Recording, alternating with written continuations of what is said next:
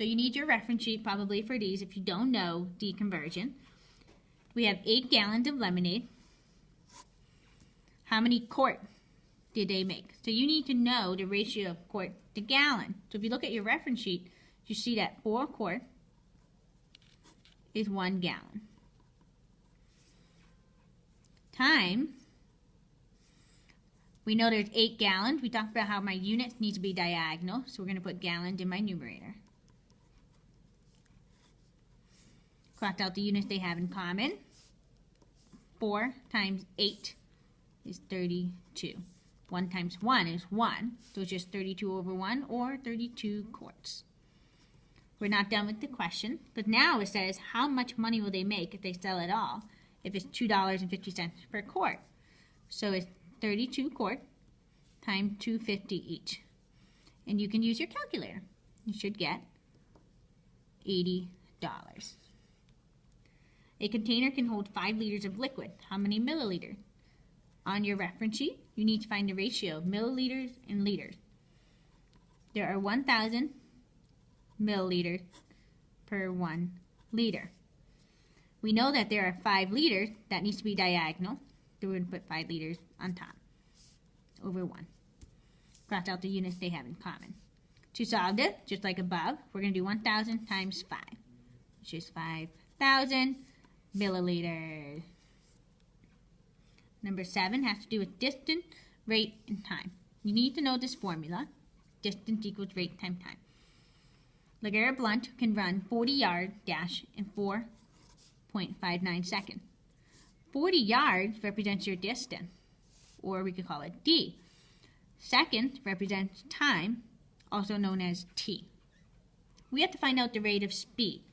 So to do that, D equals 40, T equals 4 and 5,900. To solve this, we talked about how we always take your distance. If you're given a distance, you always take your distance divided by your time to get the rate of speed. Remember we did this when we went outside? And we're going to round to the nearest hundredth if necessary. So on your calculator, it came out as 8.714 ... Round to the nearest hundredth. So we're going to look at the thousands place. Do we round up? Nope. To round up, this would have to be 5 or higher, so 8.71, and then label it yards per second, because you're going to need it for the next one. If you went, how many yards would he run in 1 minute? Well, if he went 8 and 7,100 yards in a second, how many seconds in a minute? 60. So we're going to multiply this times 60. That would be 522 and 6/10 yards. We're going to label again per minute. How many yards would he run in an hour? So we're going to use this information. If he goes 522 and 6/10 yards per minute, if you did it for an hour, how many minutes in an hour? Times 60. And you can use your calculator. 31,356 yards per hour. Again, you're going to need this to answer the next part. How many miles would he travel in that hour? So now we need to know the ratio of miles to yard. 1 mile, you could use a reference sheet, equals 1,760 yards.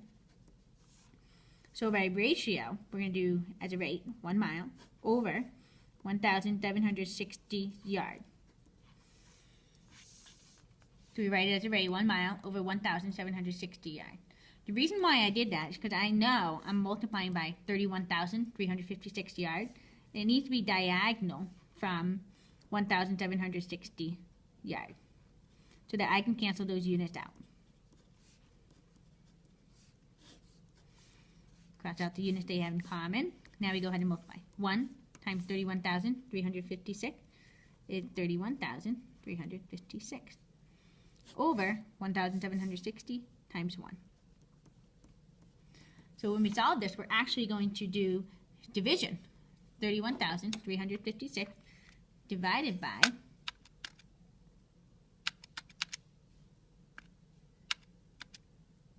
356 divided by 1,760. You get, and it says to round to the nearest hundred, so we're going to get approximately 17.815 dot. But we're going to stop there because we round to the nearest hundred. So your hundredth place is 1. That 5 tells me to round it up. So it's about 17.82 miles per hour. That's the fast guy there. The next one.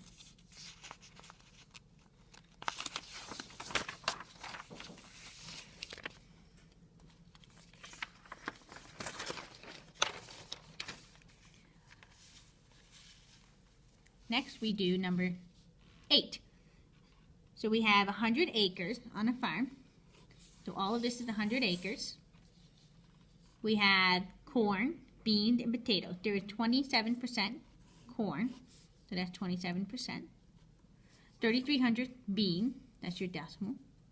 Then we have to figure out the remaining. So we could do that a number of ways for potatoes. So 27%, what is that? Out of 100? 2,700 is your fraction. As a decimal, 2,700. 3,300, 4% out of 100, so 33 over 100. Percent is always out of 100, so it's 33%. For what's left, we know this has to add up to what? 100%. So right now, what's 27 plus 33 going to be? 60%. That means we have 40% left over. As a fraction is 4,000, and as a decimal is 4,100. Use the model if you need to for help. Okay, last page. So we have Michael Myers using 60% of the markers he has for his painting. If he has a total of 35 markers, how many markers is he using for his masterpiece? So you have to understand that the 35 represents your whole. Percent always goes over 100. So we talked about doing percent over 100 equals part over your whole. How many markers he is using for his masterpiece is your part. So when I set this up, 60% always goes over 100. He has a total of 35 markers. That goes in your denominator because that's your whole. We don't know what that 60% is, the part. Now, can I get 35 into 100? I can't. However, if that happens, look to simplify. Because 60/100, you can divide both of these by 20 to get 3/5. Instead of using 60/100, let's use the equivalent ratio 3/5. Because 5 times 7 is 35. 3 times 7 is 21. So 21 markers for his masterpiece. Sometimes we don't see it with simplifying. So in this case, it might be easier to do a tape diagram. So let's review how to do that again. Always start with 0% and 100%. We want to make it so 60% can end up on here. So what could we count by? You can count by 10% if you want.